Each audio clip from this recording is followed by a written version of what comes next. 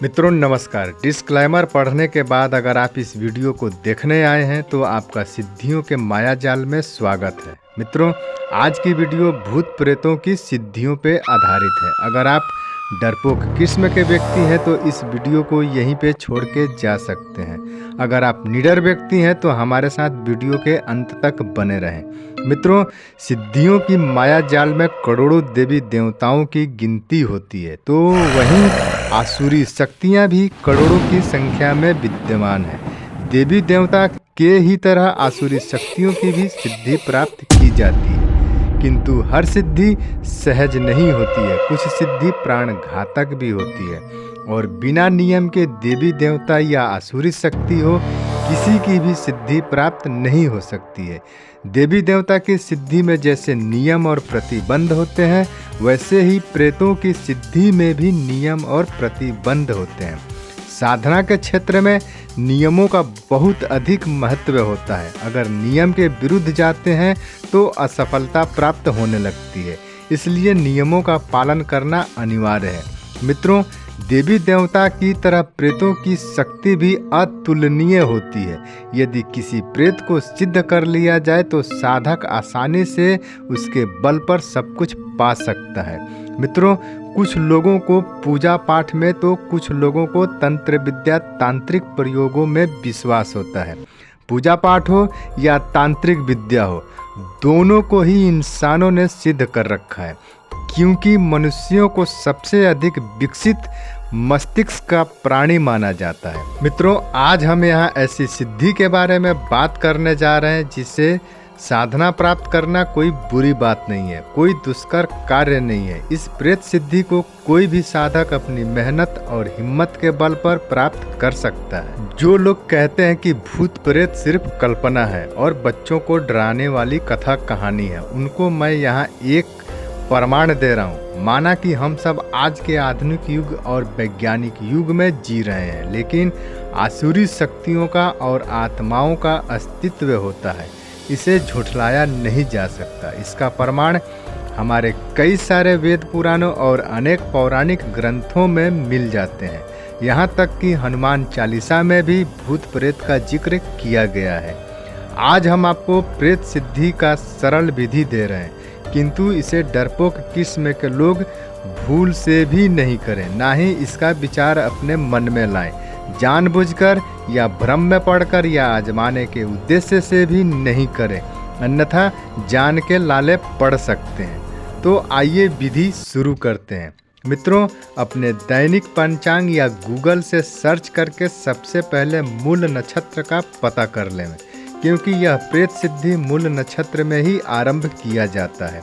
दिन वार से कोई लेना देना नहीं है, बस जिस दिन मूल नक्षत्र पड़े उस दिन से यह साधना शुरू करनी है। इस साधना में 1 रुपये का खर्च नहीं है, कोई भी भोग हवन धूप दिया की जरूरत नहीं है, और सबसे अच्छी बात यह है कि यह साधना दिन में किया जाता है। मित्रों, प्रेत सिद्धि के लिए आपको सिर्फ और सिर्फ एक बबूल के पेड़ की जरूरत पड़ेगी। आपको क्या करना है सो ध्यान से समझिएगा, क्योंकि एक भूल एक लापरवाही आपकी सारी मेहनत को मिट्टी में मिला देगा।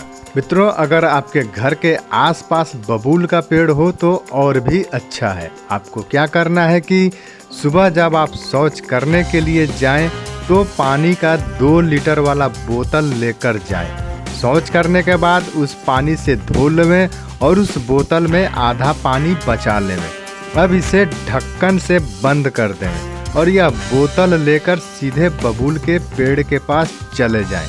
ध्यान रखें, शौच करने के बाद हाथ साबुन से नहीं धोना है या किसी भी चीज़ से हाथ नहीं धोना है, और बबूल के पेड़ के पास आते जाते वक्त किसी से बात भी नहीं करना है।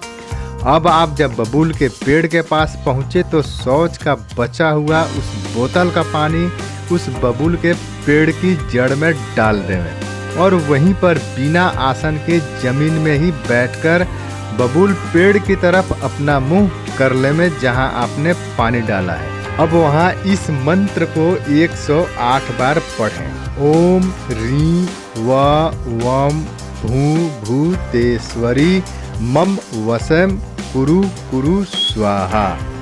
मंत्र समाप्त होने के बाद घर चले आवें और अपना जो काम करते हैं उसे करें। इस तरह से आपको 38 दिनों तक बबूल की जड़ में शौच का पानी डालना है और मंत्र को पढ़ना है। एक भी दिन अब्सेंट नागा नहीं होना चाहिए और नित्य एक ही समय पर यह क्रिया प्रतिदिन करना है। इस नियम का पालन आपको हर हाल में अवश्य करना होगा।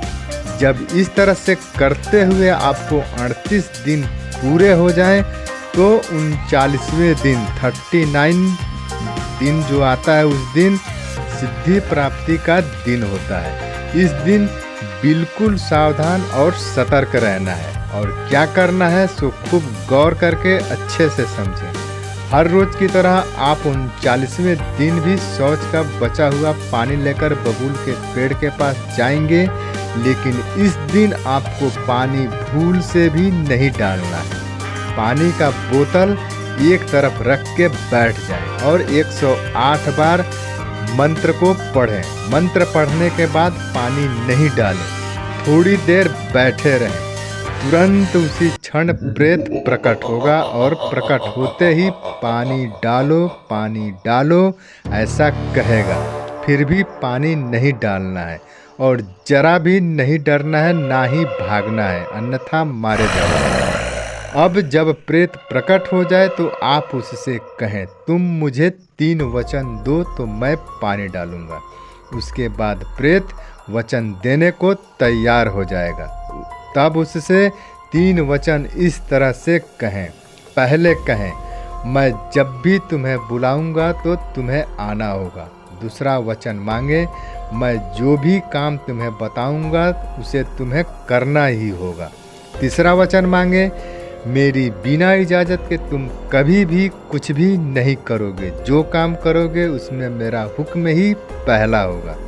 इस तरह से जब तीनों वचन प्रेत दे दे तो आप पानी डाल देवें।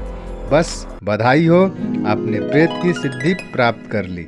अब अपने घर चले आए और इसकी चर्चा भूल कर भी किसी से नहीं करें और प्रेत से भी कोई गलत काम अब आप नहीं कराएं तो सबसे अच्छा रहेगा। मित्रों, गोस्वामी तुलसीदास जी महाराज को भी प्रेत सिद्धि प्राप्त थी, किंतु यह सिद्धि उन्होंने हनुमान जी को पाने के लिए की थी। तुलसीदास जी राम भजन और कीर्तन कथा प्रतिदिन किया करते थे और उस कीर्तन कथा में हनुमान जी प्रतिदिन भेष बदलकर आते थे, किंतु तुलसीदास जी को इसका ज्ञात नहीं था। तब उन्हें बबूल के पेड़ से प्रकट होकर उसी प्रेत ने हनुमान जी के बारे में बताया था और कहा था कि तुलसीदास जी, आपकी कथा में जो सबसे पहले साधु आते हैं और जो सबसे अंत में जाते हैं वही हनुमान जी हैं। इस तरह से जाकर तुलसीदास जी को हनुमान जी के दर्शन हुए। मित्रों, प्रेत सिद्धि से अच्छे और नेक काम करें तो हर तरह से बेहतर होगा। किसी भी शक्ति का दुरुपयोग ना करें, ना ही अनुचित कार्य करें। आज की वीडियो का समापन हम यहीं पर कर रहे हैं। वीडियो पसंद आई हो तो लाइक, शेयर और प्यारा सा कमेंट करके जय हनुमान जी और प्रणाम तुलसीदास जी महाराज अवश्य लिखिएगा। मिलते हैं आपसे नेक्स्ट न्यू वीडियो में। जय बजरंगबली।